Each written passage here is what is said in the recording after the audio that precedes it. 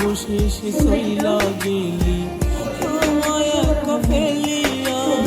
একটু বান্ধবীর বাড়ি যেতেছি বুঝছো, আমার ফিরতে অনেকটা লেট হলো, সন্ধ্যা লাগতে পারে।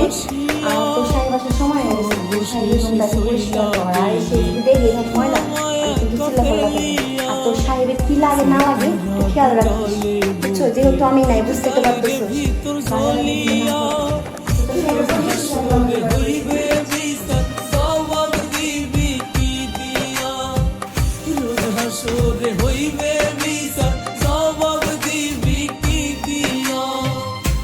কাঁদে প্রাণ কাঁদে আর কাঁদে 200 ভুলে থাকার যন্ত্রণা কত বুঝে না অন্য লোক চাইলে কি রে বলা ভালোবাসি জানে তুমি ঠিকই ভুলে গেছো ভুলতে আমি চাই না চাইলে কি যাই রে বলা ভালোবাসি জানে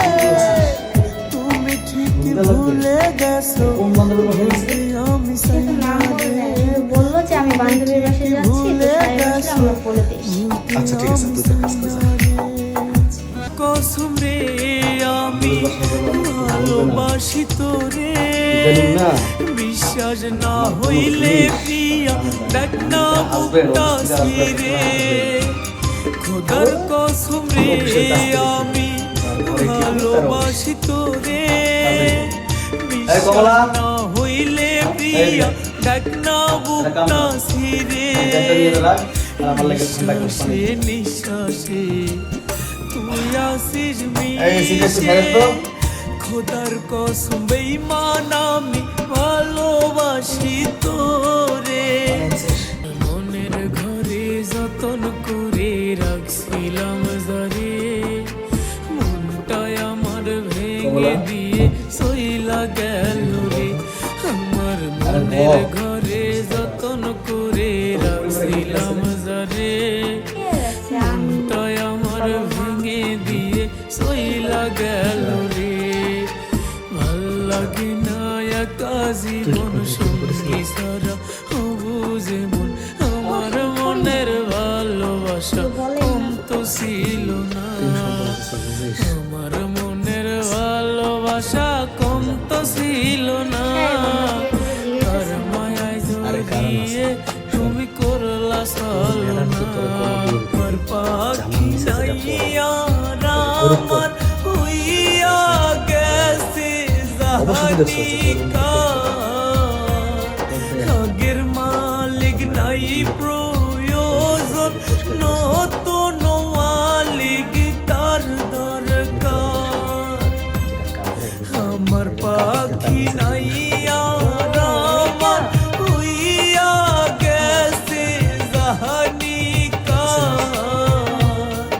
আগের মালিক নাই প্রয়োজন নতুন মালিক তার দরকার। বাড়ি তো ফাঁকা। শোন, তোর কি মন চায় না তোর ম্যাডাম যে পারফিউমগুলো ইউজ করে, যে দামি দামি পোশাক পরে, আবার মনে কর দামি দামি গহনা ব্যবহার করে, তোর মন চায় না ওইসব ব্যবহার করতে? সাহেব আমি তো গরিব, আমি এগুলো কই থেকে পাবো বলেন? আহা, তুই গরিব হয়ে জন্ম নিয়েছিস সেটা তোর বাবা মার দোষ, আর তুই যদি গরিব হয়ে মারা যাস সেটা তোর দোষ। আমি তোর দিকে যেভাবে তাকাচ্ছি তুই আমার দিকে একটু তাকা, একটু সুনজর সুদৃষ্টিতে আমার সাথে কিছুক্ষণ সময় কাটা।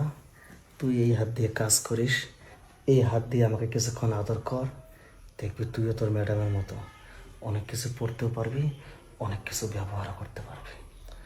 এখন বল, আমি যা বললাম সব কি বুঝেছিস? এগুলো মানে আদর করলেই হচ্ছে আমি সব পাবো? আদর করলেই হবে। তোর ম্যাডামকে আমি যেভাবে বিজনেস শুয়ে দিই। আমি তো আদর করতে পারি না। আচ্ছা, আদর করতে পারিস না, আমি তোকে শিখিয়ে দেবো, এটাই তো বেশি মজা। এদিকে এদিকে পা দুটাই দেখা দিয়ে দে, লম্বা হয়ে শুয়ে পড়। আদর করার সময় শুতে হয়? হ্যাঁ, এই তো একটু ওইদিকে ঘর। এখন তুই ভাব আমি তোর স্বামী আর তুই আমার ওয়াইফ। মনে কর আমার ম্যাডাম তুই, ঠিক আছে? তোর ম্যাডামকে মনে কর তুই, আর ম্যাডামের যে স্বামী, ম্যাডামের স্বামীকে তোর স্বামী মনে কর। এখন দেখ তোকে কি পরিমাণ আমি একটা আদর্শ আর ভালোবাসা দিই, ঠিক আছে? তাহলে এখন আমি তোর স্বামী, ঠিক আছে? যে একটা মজা হবে। ম্যাডাম এখন আসেন, এই কাজ হয়ে গেছে। তোর ম্যাডাম কোথায়? তুই না বললি তোর ম্যাডাম সন্ধ্যা বাজে আসবে? এটা তো আমি ম্যাডামের কথাই কাজটা করেছি, নয়তো বুঝতে কি আমি পেরেছি। আপনার বিছানায় আসতাম? নাম নাম নাম নাম নাম দেখছো বউ, ওর কত বড় সাহস! ও আমাকে বলতেছে শোনেন বাড়ি ফাঁকা, ম্যাডাম সন্ধ্যাবেলা আসবে, আপনার যা মন চায় আমার সাথে করেন। ও বলে আমাকে সবকিছু লুকে লুকে দেখে। এই এইসব বলিস নাই? ম্যাডাম সব তো জানে কে বলেছে, ও পাশে ছিল না, সব তো শুনছে। তুমি আমার থাপ্পড় মারলা? হ্যাঁ থাপ্পড় মারছি। হ্যাঁ তুমি আমার স্বামী, তোমাকে থাপ্পড় মারতে আমার বিবিকে বাধা দিছি, এজন্য শুধু একটা দিছি। আর যদি স্বামী না হতো না তাহলে যে কি করতাম তুমি নিজেও জানতা না। আর এই আমি একটু বান্ধবীর বাড়িতে গেছি, হ্যাঁ এই ফাঁকে তুমি শুরু করে দিছো। আসলে আমি বান্ধবীর বাড়িতে যাইনি, ও আর আমি সবকিছু প্ল্যান করছিলাম যে তোর চরিত্র কিভাবে ধরবো। আমি অনেকজনের কাছে শুনছি তোর চরিত্র খারাপ, কিন্তু আমি কখনো বিশ্বাস করিনি। কারণ কি লেগা জানিস, আমি তোকে অনেক ভালোবাসি, আর এতটাই ভালোবাসি তোকে আমি যে আমার চোখের পর্দা আমি কখনো খুলতেই চাইনি। কিন্তু ও যখন আমাকে বলছে যে ম্যাডাম সাহেব আমার দিকে বাজে বাজে নজরে তাকায়, আমি কখনো আর বিশ্বাস করিনি। ওর গায়ে আমি হাত তুলছি, কিন্তু যখন দেখি অনেক কান্নাকাটি করছে তখন আমি নিজের আর কন্ট্রোল করতে পারিনি। বউ, আমি আসলে বুঝতে পারছি আমি অনেক বড় অন্যায় করছি। তুমি একটা না, তুমি আমার 10টা চর মারো। তুমি আজকে আমার চোখ খুলে দিছো। আসলে আমগো মতো কিছু পুরুষ আছে না, ঘরে এত সুন্দর বউ থাকা সত্ত্বেও আজে বাজে জায়গা যায়। এই যে একটা কাজের মাইয়া, ও হিসেব করলে আমার ছোট বোনের মতো হইব, অথচ তার দিকে আমি লালসার দৃষ্টিতে তাকাইছি। কখনো কল্পনা করি নাই যে ও কাজের মাইয়া হলেও ও একটা মানুষ। তোমরা দুজন আমার চোখ খুলে দিছো। আমি এই যে কান ধরতেছি, আমি যে তবা করতেছি, আমি আর জীবনে কারো দিকে খারাপ নজর তাকাম না। বউ, তা আমার মাফ করে দাও। সত্যি বলতেছো? একদম সত্যি বলতেছি। আচ্ছা ঠিক আছে, আমি তোমার মাফ করে দিতেছি। শুধু একটা কারণে, আমার কোন জায়গায় যাওয়ার দাঁড়ানোর জায়গা নাই দেখে আমি তোমায় মাফ করে দিতেছি।